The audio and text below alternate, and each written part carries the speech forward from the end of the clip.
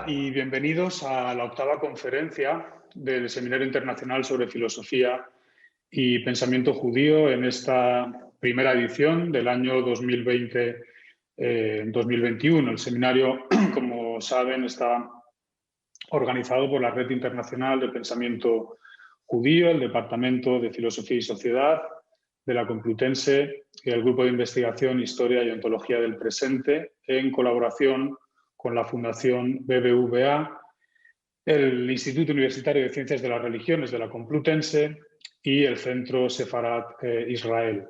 En esta última sesión de este primer ciclo de conferencias tenemos la fortuna y el honor de contar con la presencia del profesor David Nirenberg, a quien presento mencionando su cargo como decano de la Divinity School en la Universidad de Chicago. El profesor Nirenberg es profesor de historia, especialista en relaciones entre cristianismo, judaísmo e islam en la Europa medieval y en el Mediterráneo, y en ideas medievales sobre comunicación, intercambio y relaciones sociales. Me gustaría destacar la primera de sus obras, Communities of Violence, que ha sido reeditada recientemente en 2016 con ocasión de su 20º aniversario, el 20º aniversario de su primera edición. Y me gustaría mencionar también un libro cuya lectura me impactó especialmente, titulado Anti-Judaism, The History of a Way of Thinking. Y por último, me gustaría referirme a una obra de próxima aparición que el profesor David Nirenberg ha elaborado con su padre, Ricardo Nirenberg, y que lleva por título Uncountable, A Philosophical History of Number and Humanity from Antiquity to the Present. El título de la conferencia del profesor Nirenberg es Conceptos de judaísmo y conceptos de raza. Con esto, y agradeciendo de nuevo la generosa participación en nuestro seminario, doy la palabra al profesor Nirenberg. Muchísimas gracias. Sí, es para mí un gran placer y honor estar aquí, compartir este seminario con ustedes. Y Roberto, al profesor Navarrete, si le puedo agradecer su tan amable invitación. Voy a compartir mi pantalla. Tengo algunas citas, no muchas, pero comparto la pantalla para ayudar un poco. Y me lanzo. He elegido este tema, que es un tema un poco idiosincrático, conceptos de judaísmo y de raza, porque creo que vivimos en un momento en la historia del pensamiento histórico sobre la raza, en el que el tema del judaísmo le parece a muchos totalmente irrelevante para el tema de la raza, o peor que irrelevante, erróneo. Así que permítanme intentar describir brevemente el momento tal y como yo lo siento. Y reconozco que el sentimiento tiene mucho que ver con esto. Uno elige tema por impulsos y fuerzas de los que uno ni siquiera es consciente. A mí me parece que este momento se caracteriza por un enorme y apasionado acuerdo sobre la necesidad de poner el análisis histórico al servicio de la lucha contra el racismo, y por un enorme desacuerdo, al menos entre los eruditos, sobre si la raza, a diferencia del racismo que nadie pone en duda, sobre si la raza existe realmente y si en efecto existe, sobre cómo debería definirse. También es un momento de consenso muy fuerte en cuanto a que, independientemente de lo que pensemos sobre la raza y el racismo hoy en día, los judíos y el judaísmo no son una parte significativa de ellos. Es decir, no son víctimas significativas de racismo en el presente y su historia no es significativa para nuestra comprensión de la raza y el racismo en el presente, excepto en la medida en que los judíos mismos pueden ser racistas o servir como ejemplos destacados de racismo. Así, por ejemplo, en la medida en que el sionismo se considera una forma de apartheid, se puede entender que los sionistas o los judíos, hay mucha confusión, han contribuido de manera significativa a la invención del racismo. Yo no sé cuándo tomó forma este consenso.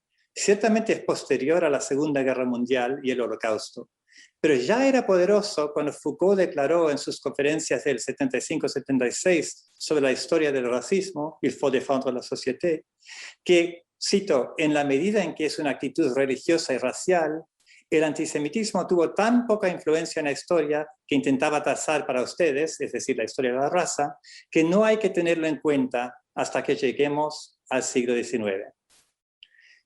Yo sospecho que el caso sea en realidad lo contrario, que una larga historia de pensamiento con figuras del judaísmo haya configurado las posibilidades actuales de pensamiento sobre la raza y el racismo. Y debo subrayar que hablaré hoy de las figuras del judaísmo, no de los judíos, ni del propio judaísmo, sea lo que signifique. Dudo que mi posición aquí les sorprenda, ya que mis tendencias en este sentido están todas expuestas en mi libro Antijudaísmo, la tradición occidental, cuyo punto básico es que muchos conceptos claves de las sociedades cristianas y islámicas, así como de sus sucesores seculares, se han construido pensando en cómo superar los peligros del judaísmo, y que por lo tanto algunas de nuestras ideas y ideales más críticos para la mejora del mundo tienen la capacidad de producir antijudaísmo y al mismo tiempo proyectar la responsabilidad de ese antijudaísmo sobre el mundo que interpretan y sobre las figuras del judaísmo en él. Una frase bastante complicada, pero ahora la voy a intentar explicar. Mi sospecha parece justificada por una confluencia que no considero casual, a saber, que el momento actual de la historia del racismo y del antirracismo está marcado por discusiones sobre los judíos en la derecha y la izquierda políticas. Me limitaré a señalar la creciente popularidad de las teorías de sustitución en toda Europa, Francia, Polonia, Hungría, Alemania, Replacement Theory, Le Grand Replacement, tiene muchos nombres esta teoría. En la izquierda vemos una presentación cada vez más generalizada del sionismo como elemento estructural del racismo, el capitalismo, el colonialismo y el imperialismo.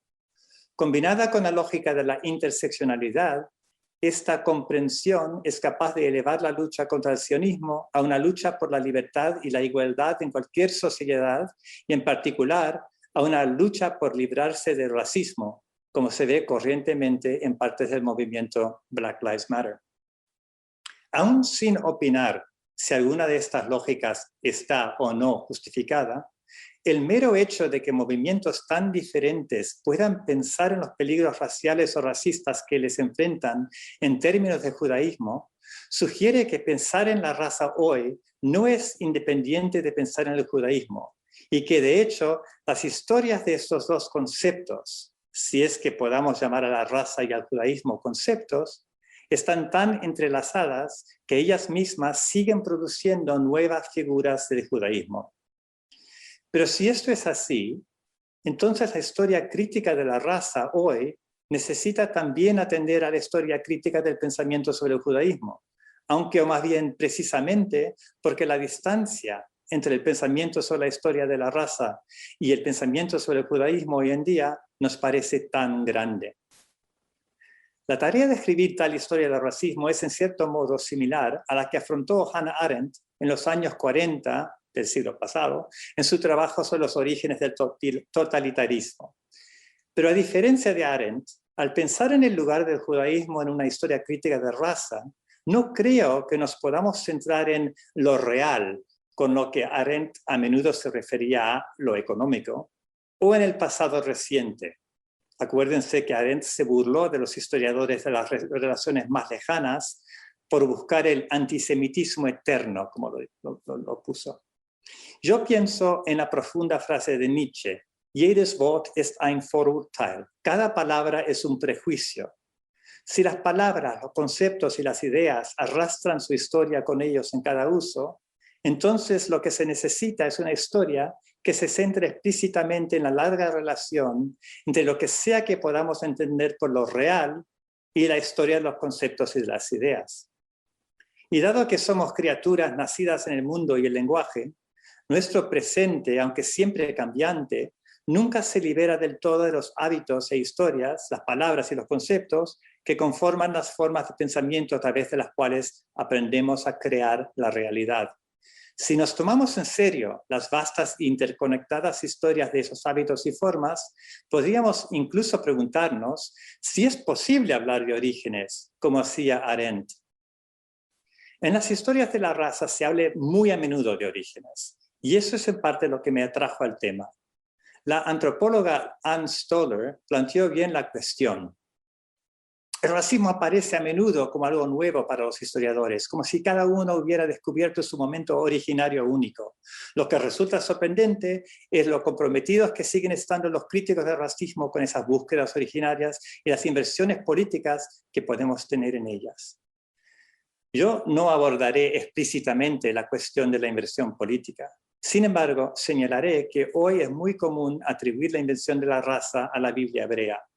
En el caso de la esclavitud basada en el color, la maldición de Noé a Cam en el Génesis ha sido invocada como origen por muchos historiadores y por muchos líderes políticos y religiosos, como por ejemplo hoy por Luis Farrakhan y la Nación del Islam en Estados Unidos. Sigue siendo lo suficientemente prominente como relato de los orígenes del racismo, como para que algunos historiadores judíos hayan dedicado un inmenso esfuerzo a escribir en su contra. Aún más generalizada es la idea de que el concepto de la semilla de Abraham en la Biblia hebrea representa el matrimonio original de la raza y la religión, y la idea conexa del particularismo judío. El cristianismo, el islam y sus heredores seculares han dedicado mucha energía a la idea del judaísmo como particularismo, es decir, como una reivindicación obstinada de una relación privilegiada con Dios, un privilegio inicialmente transmitido reproductivamente que debe ser superado o generalizado para que el resto del mundo pueda salvarse. A través de estas supuestas reivindicaciones, las sociedades antijudías suelen presentar a los judíos como inventores de las discriminaciones racistas que a su vez se utilizan contra ellos. Y aquí simplemente algunas de las citas de las tres tradiciones, tanto de la Biblia hebrea, el Nuevo Testamento y el Corán, donde la idea del esperma, semen, semilla es central al pensamiento de cómo se reproduce el privilegio, la relación privilegiada con Dios. Cada una de esas historias de origen judío para el racismo se muestra fácilmente como problemática. La tabla de naciones del Génesis no es más original que otros mapas similares redactados casi al mismo tiempo entre los griegos o que las cosmologías del imperio persa aqueménida, bajo cuya influencia tanto los mapas griegos como los israelitas fueron desarrollados y redactados. Si los tres hijos de Noé se situaron en los orígenes de la esclavitud y la negritud en el islamismo temprano y el cristianismo moderno temprano, en lugar de los hijos de Deucalión, el héroe griego del diluvio, o de los tres hijos del fundador persa Fredon, no es por ningún trabajo realizado por israelitas o judíos, sino porque los conquistadores cristianos y musulmanes llevaron a Sem, Cam y Jafet por todo el mundo. Dada la fuerza de estas ideas de origen, vale la pena repetir lo obvio. No hay nada particularmente judío en el concepto de semilla privilegiada en sus relaciones con la divinidad. La idea de que los dioses, entre otras cosas, cultivan a la humanidad como una semilla y seleccionan a ciertos linajes y pueblos para privilegiar o desarraigar, como podrían hacer los sembradores de los campos o criadores de animales, es tan antigua y generalizada como la escritura misma. Consideremos este ejemplo de un poema sumerio al dios de la fertilidad Ninurta, que data de aproximadamente 2500 antes de Cristo. Y lo pongo aquí, debajo de varios ejemplos judíos, cristianos y musulmanes. Buen semen, buena semilla, rey elegido por el Dios supremo en Lil. La palabra en este balbal para semen y semilla es la misma, numun. Yo lo traduje utilizando palabras diferentes para variar. Podemos encontrar explicaciones agrícolas, reproductivas y biológicas similares para la transmisión del privilegio y el estigma divinos en todo el antiguo cercano oriente y en gran parte del mundo, desde la primera dinastía histórica de China, los Shang, alrededor del 1600 a.C., hasta Hawái y el imperio Inca, cuando lo descubren los europeos. De hecho, dependiendo de nuestras definiciones de raza y religión, el fenómeno que a menudo se atribuye al judaísmo es casi universal. Consideremos estas definiciones como punta de partida, y las debería haber puesto en un gráfico, pero se las voy a leer. La raza es la idea de que muchos atributos de la cultura humana se reproducen como el organismo se reproduce a sí mismo, a través de la semilla, y que la transmisión de estos atributos se puede percibir o aún controlar a través del linaje y la genealogía. Y la religión es la relación humana con los poderes sobrenaturales y las divinidades, junto con todas las formas de poder y subordinación, patrocinio y privación, bendición y maldición que se derivan de esa relación. Son definiciones muy generales. Si esas son nuestras definiciones iniciales, y las propongo aquí de forma heurística, no categórica, entonces podemos decir que la relación dinámica entre raza y religión es más antigua que las colinas, anterior a todo registro escrito, y que permanece más fresca que la hierba, animando gran parte de la discriminación actual.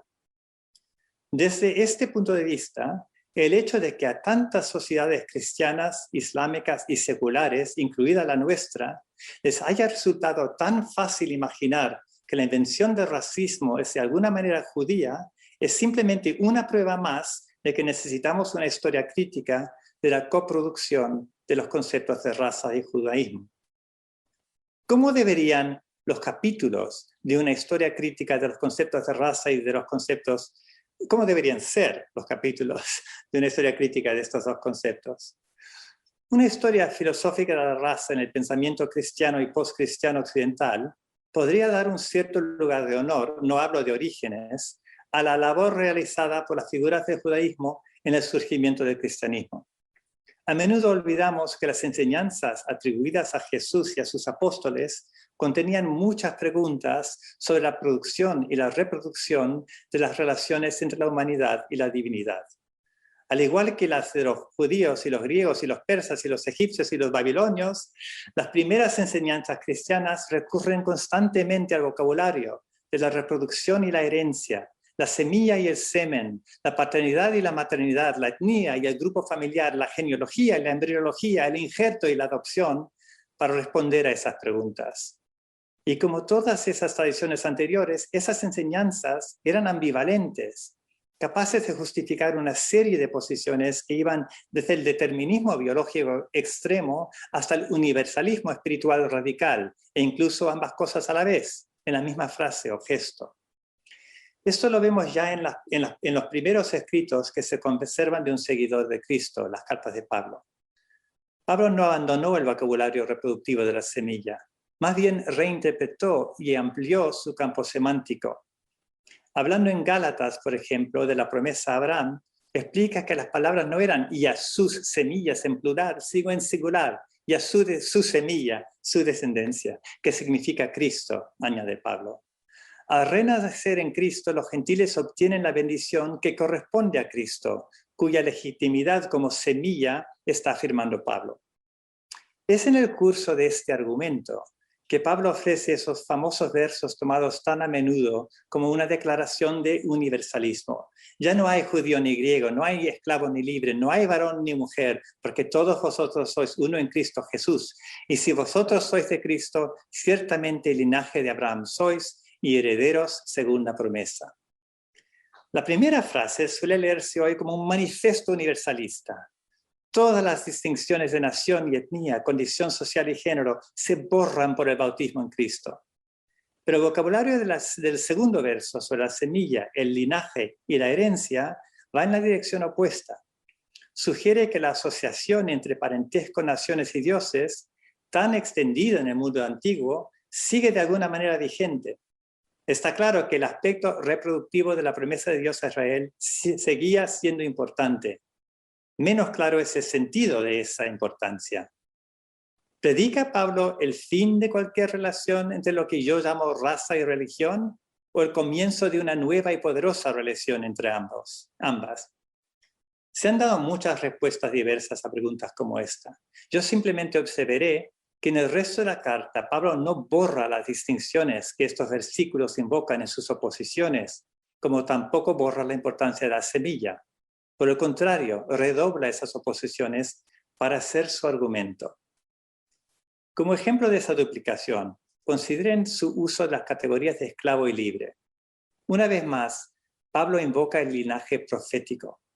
La Escritura dice que Abraham tuvo 2 hijos, uno de una esclava y otro de una mujer libre. Aquí hay una alegoría. Estas mujeres son los 2 pactos, dice. De las 2 son los hijos de Agar que nacen en la esclavitud. Hasta aquí hay poco que sorprenda a un lector de las escrituras hebreas del primer siglo y nada revolucionario en el tratamiento de la esclavitud. Lo que sí es revolucionario es el linaje que Pablo presenta como esclavizado. Sinaí, en la Arabia de Agar, representa la Jerusalén actual, pues esta, junto con sus hijos, está en esclavitud. Aquí son los seguidores de Moisés y sus hijos los que están esclavizados. Y para que no pensemos que la esclavitud tiene pocas consecuencias, Pablo saca la más dura de las conclusiones de la biografía de Abraham. Echada a esa esclava y a su hijo. El hijo de la esclava no debe compartir la herencia con el hijo de una mujer libre. Las alegorías de Pablo no borran la servidumbre como categoría consecuente, sino que reubican la esclavitud en un linaje inesperado, la semilla de Abraham en la Jerusalén terrestre. Pablo no anula las polaridades que invoca, las invierte. Una duplicación similar es evidente en algunas de las otras similitudes que Pablo ofrece para aclarar las relaciones de reproducción y parentesco que deben existir entre paganos como los Gálatas y su nuevo Dios. Una de estas similitudes es la adopción. Dios envió a su Hijo nacido de mujer para que recibiéramos la adopción como hijos, escribe.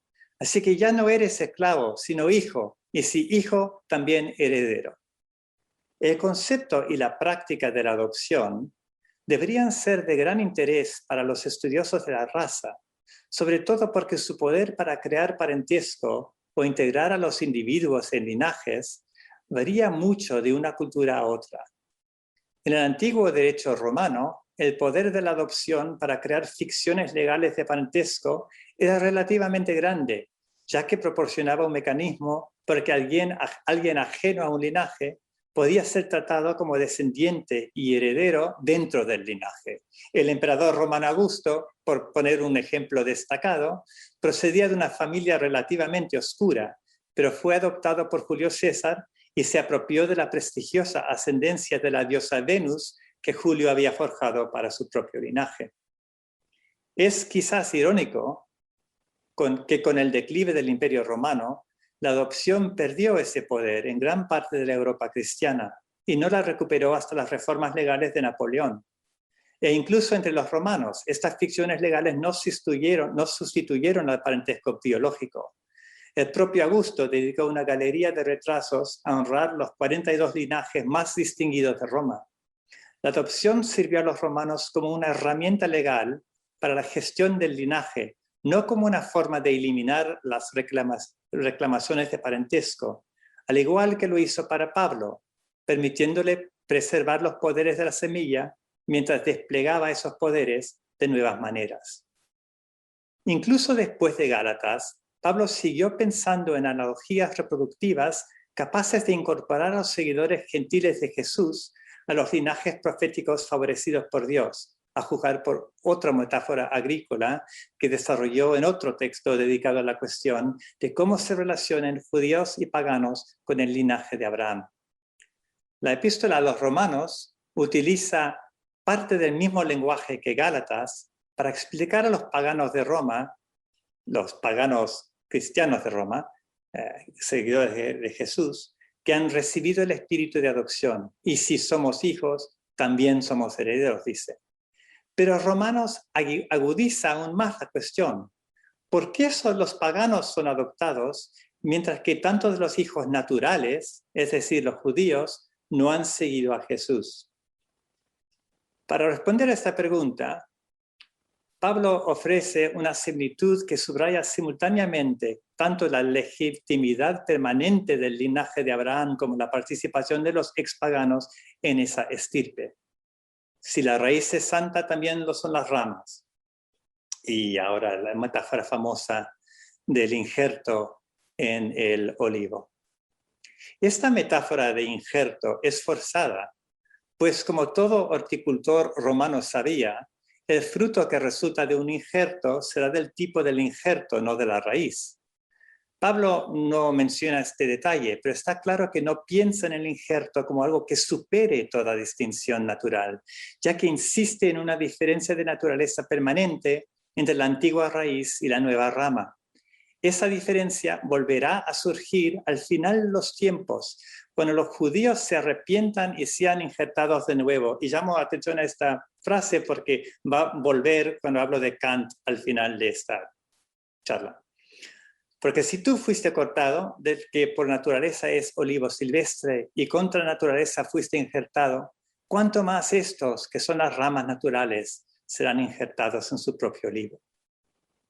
Similitudes como estas y muchas otras extienden la biología del campo y la familia a la historia de la salvación de la humanidad.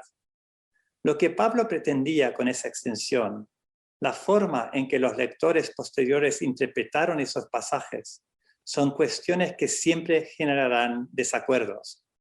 Pero sea cual sea la intención de Pablo, podemos entender que las generaciones posteriores de lectores vean en estos pasajes textos de prueba de la posibilidad de que el linaje importa, que la bendición y la maldición, la libertad y la esclavitud, la salvación y la condenación no son totalmente independientes de las genealogías de la reproducción. Y que cuando se trata de tales genealogías, las del judaísmo tienen una importancia especial, ya sea para bien o para mal, poniendo los debates sobre el judaísmo en el centro del pensamiento cristiano sobre la raza y la religión. También hay algunas cosas que no deberíamos concluir a partir de estos pasajes. Una es que las ideas biológicas, embriológicas o agrícolas que Pablo puso en práctica eran particularmente judías. Al contrario, Pablo se basó abundantemente en ideas como el injerto, que es ilegal en muchos casos en la ley rabínica, y la adopción, que estaban mucho más desarrolladas en el pensamiento persa, griego y romano que en el judío de su época.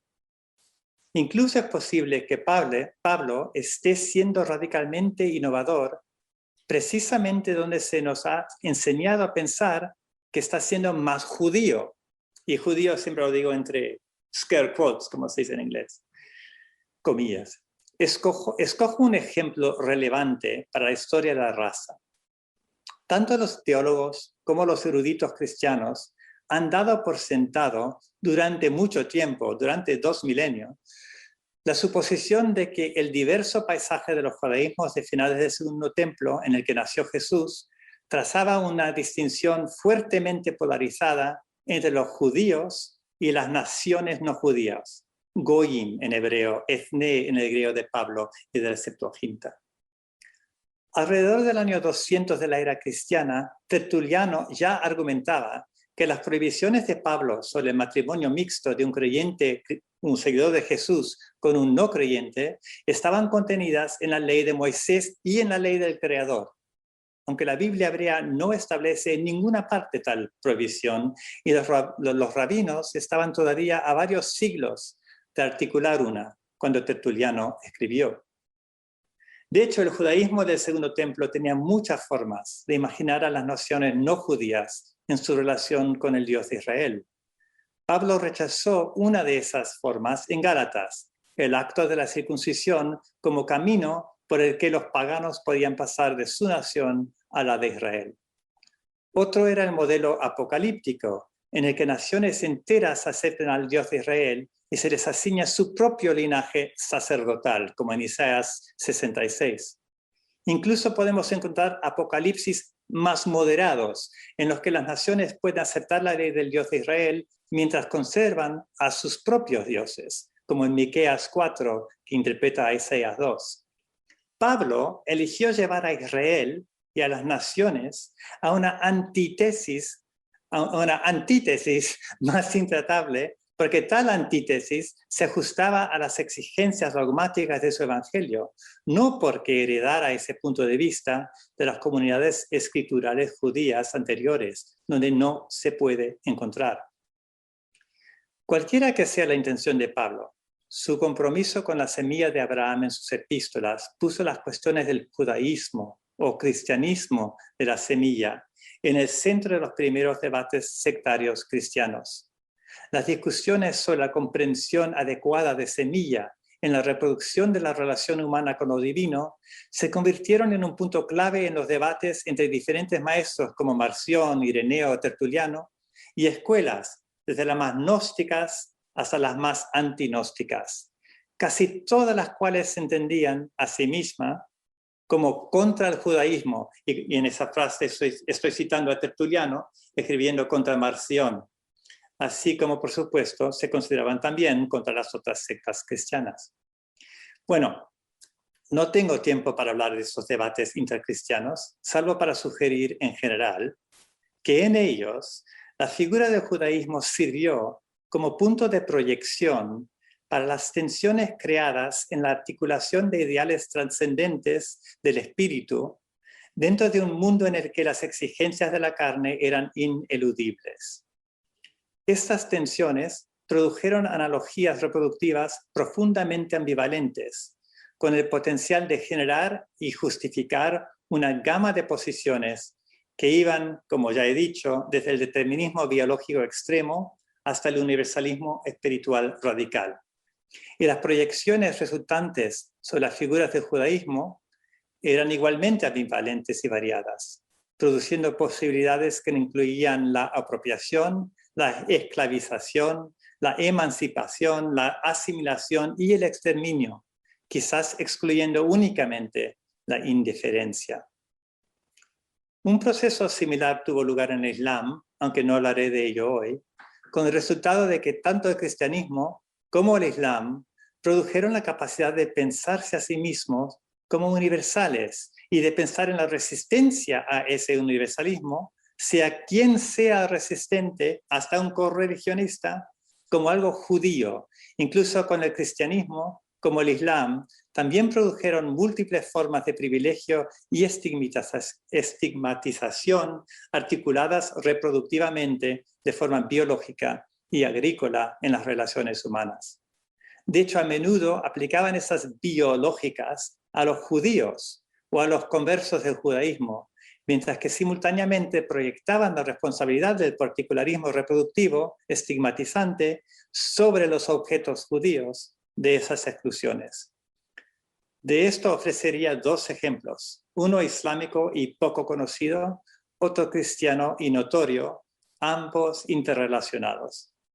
El islámico supuso la conversión forzosa al Islam de todos los judíos que vivían en las tierras gobernadas por los califas almohades en Iberia y el norte de África en el siglo XII.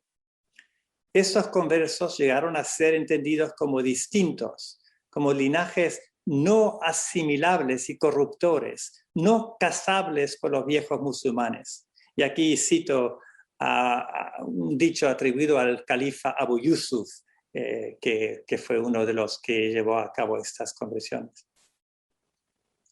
Si por lo contrario estuviera seguro, bueno, en fin, llamados muhajirun, entre otros nombres, muhajirun o inmigrantes, estos musulmanes de descendencia judía fueron tratados como un tipo de musulmán separado y sospechoso durante unos 800 años, desde el siglo XII hasta el siglo XX.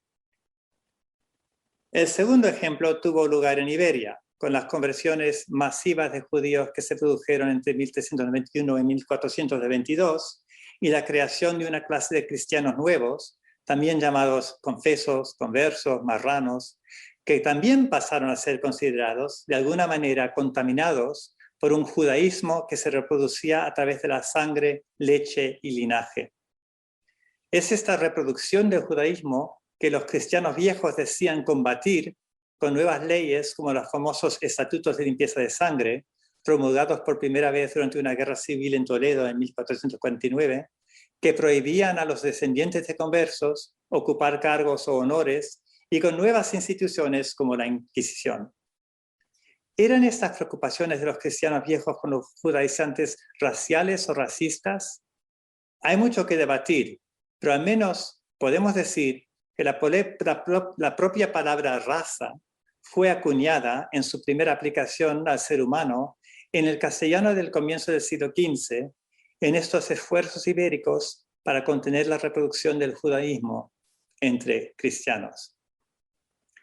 Sobre estos dos ejemplos en el Islam y el cristianismo podría hablar por horas, porque es un tema de investigación. Y los elijo a estos dos como ejemplos entre muchos posibles, porque es fácil ver que tienen lo que podríamos llamar importancia histórica mundial. Los almohades y sus sucesores desempeñaron un papel fundamental en la formación del Islam subsahariano. El modo en que los musulmanes norteafricanos aprendieron a pensar en la conversión y el linaje puede haber desempeñado un papel en la formación de las ideologías, sobre las que se sabe muy poco, por las que sus hermanos subsaharianos se mostraron dispuestos a esclavizar a sus vecinos recientemente convertidos al Islam en esa región, alimentando, entre otras cosas, el comercio transatlántico de esclavos hacia las colonias españolas, británicas y francesas en América. Y por supuesto, la raza ibérica y la limpieza de sangre se convirtieron en conceptos clave para justificar la jerarquía y la discriminación en todos los territorios del Imperio Ibérico, y sobre todo en lo que hoy se llama América Latina. Como historiador podría dedicar horas a esos ejemplos, pero como esto es un coloquio filosófico, debo concluir con un filósofo.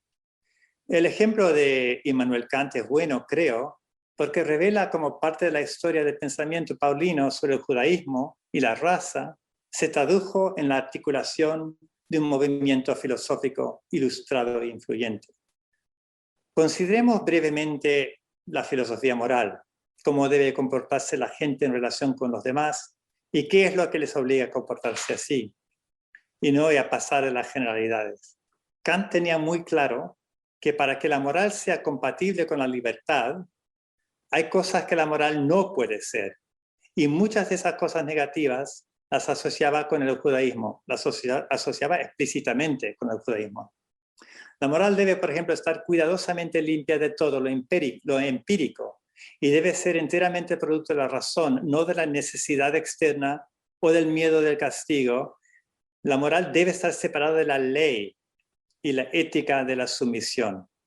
Kant está transformando las distinciones de San Pablo entre circuncisión interior y exterior, entre oidores y cumplidores de la ley, entre judaizantes y verdaderos seguidores de Jesús, traduciéndolas al lenguaje de una filosofía de la razón. Y no es el único, es un proceso que tardó siglos, en el cual Lutero jugó un enorme papel. Insiste en que el ser humano no puede llegar a ser ético a través de la obediencia a la ley, y está igualmente seguro de que los seres humanos deben actuar éticamente entre sí y observar las leyes que han establecido en sus sociedades. Sin embargo, lo que les obliga no es una ley externa a ellos, sino normas internas producidas por su propia razón.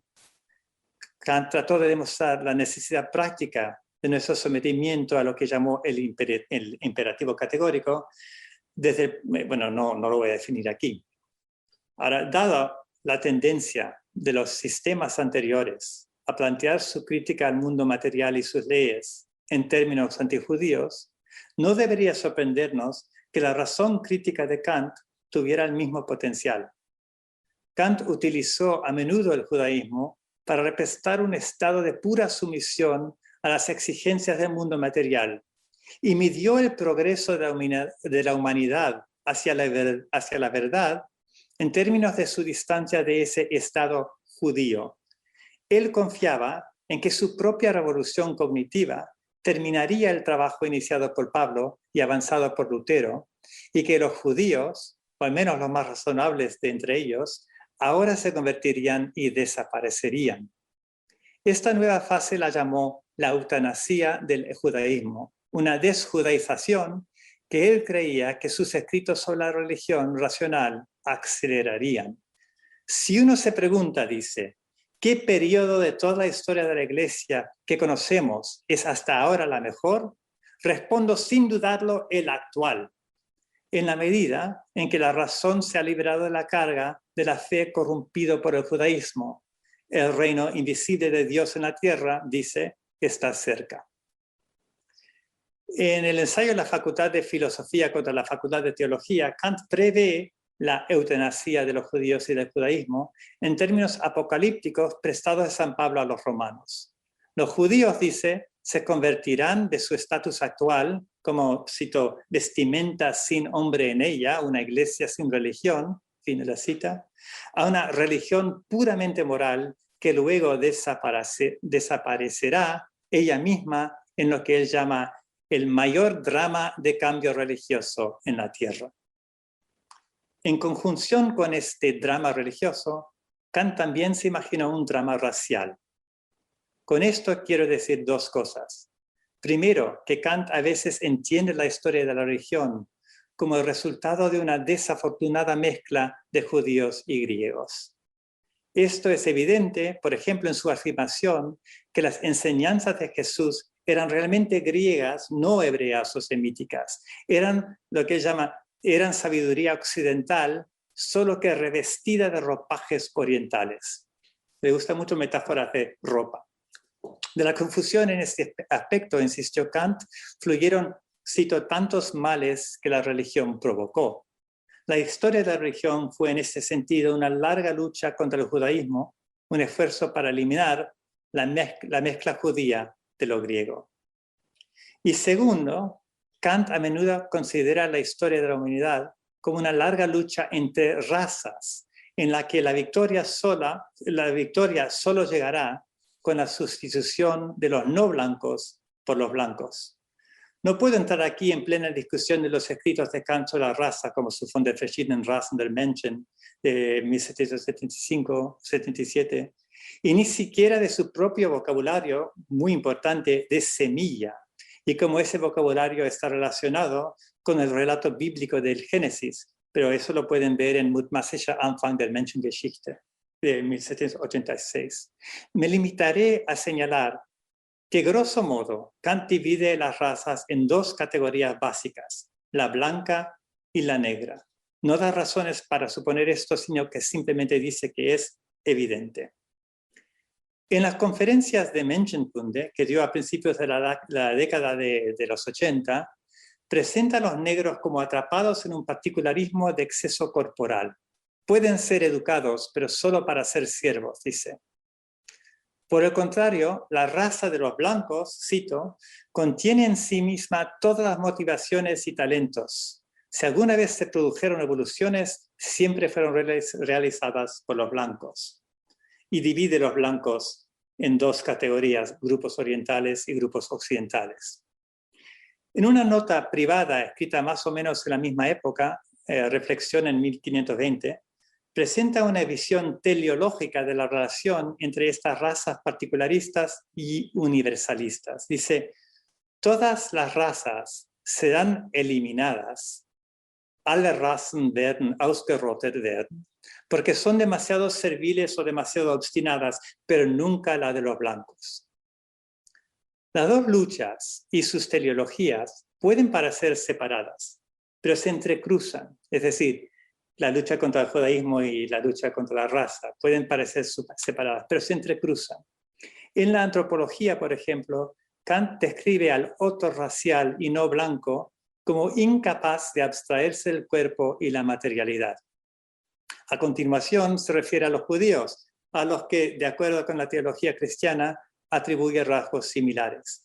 Pero los judíos son más peligrosos porque están próximos a la blancura, tanto racialmente, el oriental es una subclase inferior de los blancos, como socialmente, ya que viven como extranjeros dentro de las naciones blancas de Europa.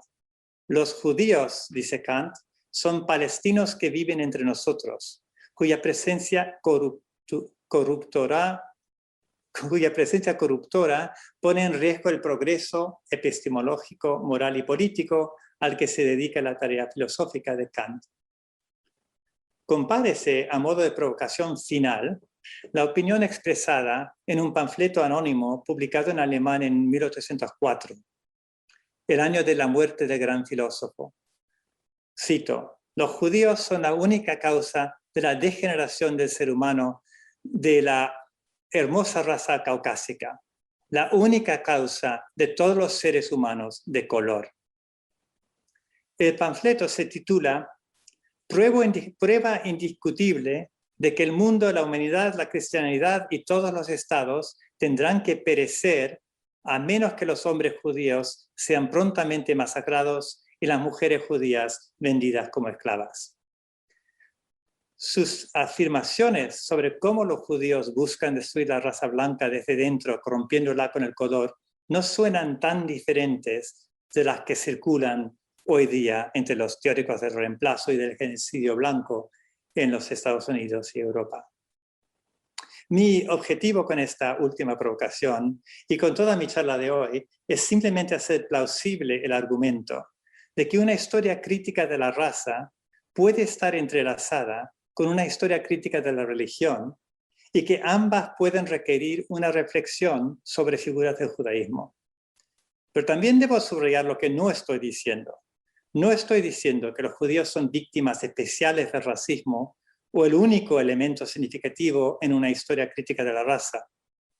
Lo único que quiero sugerir es que la larga historia del pensamiento con y sobre el judaísmo tiene mucho que ver con la forma en que las sociedades cristianas y musulmanes y sus heredores seculares han imaginado sus ideales universalistas, a la vez que esas mismas sociedades han producido sistemas de estigma y privilegio transmitidos reproductivamente, sistemas justificados y legitimados por analogías biológicas, analogías autorizadas no solo por la experiencia práctica con la reproducción en el mundo, sino también por el redescubrimiento repetido en la enseñanza divina.